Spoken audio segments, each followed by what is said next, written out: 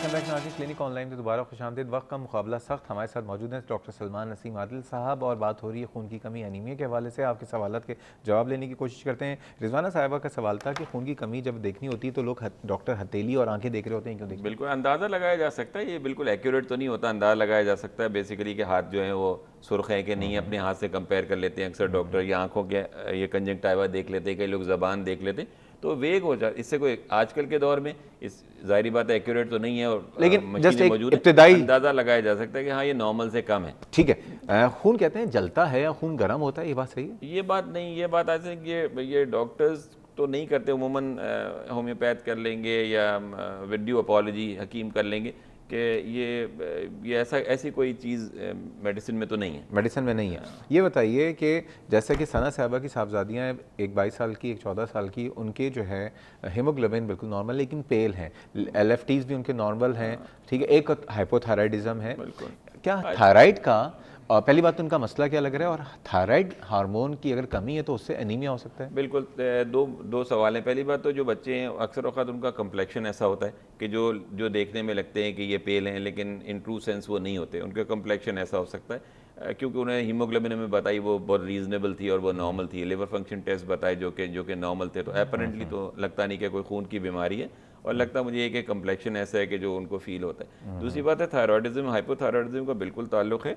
Hypothyroidism यानी thyroid gland का कम काम करना, हाइपोथायरॉयडिज्म जो है वो खून की कमी के साथ, जिसका हमने कहा था कि जिनमें खून के, हमने शुरू में बात की थी कि खलियात के हिसाब से एनीमियाज डिवाइड किए जाते हैं, तो जो मैक्रोसिटिक एनीमिया होता है, जो साइज़ बड़ा हो जाता है रेड सेल्स का, उसमें उसकी एक कॉज जो है वो एनीमिया का वो हाइपोथायरॉयडिज्म है। और जिन लोगों को सर्दी ज़्यादा लगती है, जैसे हमने कई दफ़ा वज़न बढ़ रहा है, सर्दी ज़्यादा लगती है, सुस्त हो गए हैं, कमज़ोरी फील करते हैं, और अक्सर वक्त लोगों को गले में एक स्वेलिंग सी भी फील हो जाती है जिसको गोइटर कहते हैं, तो उनको ज़रूर एवेलुएट कराना चाहिए। और उनकी अनीमिया का कॉज हाइपोथायरॉयडिज्म होता है, और अगर हाइपोथायरॉयडिज्म का इलाज किया जाए तो वो अनीमिया कंप्लीटली क्योर हो जाए। डॉक्टर साहब, आज प्रोग्राम कंप्लीट नहीं हुआ और मैं अनाउंस कर देता हूँ कि डॉक्टर सलमान नसीम आदिल साहब से हमारा हो गया मुकमुका।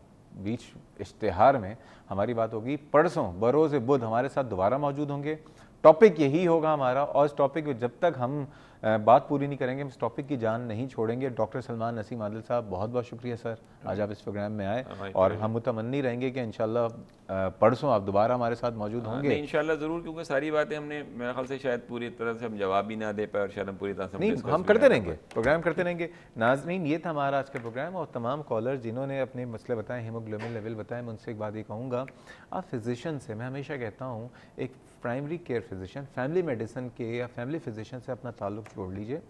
आयरन डेफिशिएंसी एनीमिया हो, कोई भी एनीमिया हो, सिर्फ हीमोग्लोबिन की कमी से आप सिर्फ एनीमिया की जान ना छोड़ें, बल्कि उसकी आप चेक करें कि आयरन की वजह है या कोई और वजह है जिसकी वजह से ब्लड सेल्स में या हीमोग्लोबिन में कमी हो रही है, और उस बीमारी का जिसकी वजह से प्रॉब्लम हो रही है उसका इलाज कराएं, और उसके बाद जिस एनीमिया का जो इलाज है वो करवाएं, तो उम्मीद है कि आपका मसला सॉल्व हो जाएगा। कल हम बात करेंगे थायराइड कैंसर के हवाले से, इससे मुताल्लिक या एनीमिया के हवाले से आपके और भी सवालात हों तो आप मुझे फेसबुक पे जाके क्लिनिक ऑनलाइन की पेज पे आगाह कर सकते हैं। अपना बहुत ख्याल रखिएगा।